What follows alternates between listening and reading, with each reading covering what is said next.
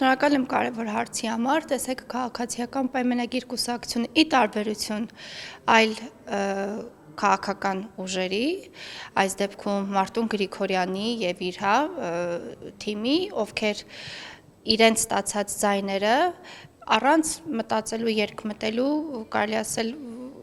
մի քանի օրվա ընթացքում կուլիսներում պայմանավորվածությունների արդյունքում բաշխեցին հետևյալ կերպ, մենք տեսնում ենք, այնինչ արտացոլվում է հիմա իրականության մեջ,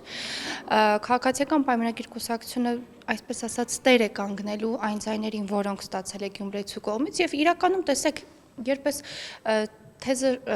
շրջանառվում է մամուլում, որ ԿՊ-ն պարտվել է, եկեք հասկանանք, 82 տեղամասերից 70-ում, սա շատ կարևոր արձանագրում է, քաղաքացիական պայմանագիր կուսակցությունը հաղթել է,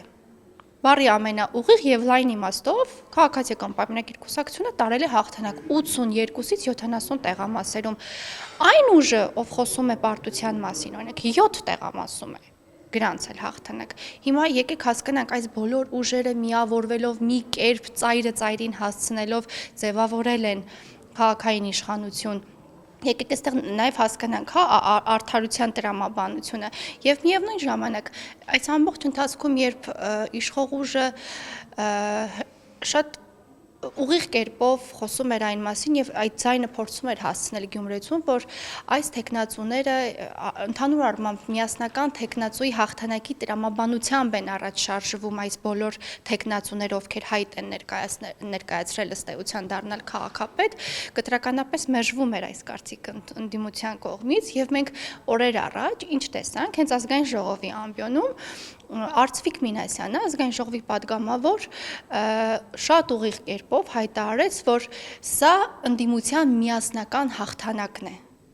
Այսինքն ի սկզբանե հերքելով այն հիմնական թեզը, որը ի սկզբանե մերժելի էր իրենց կողմից,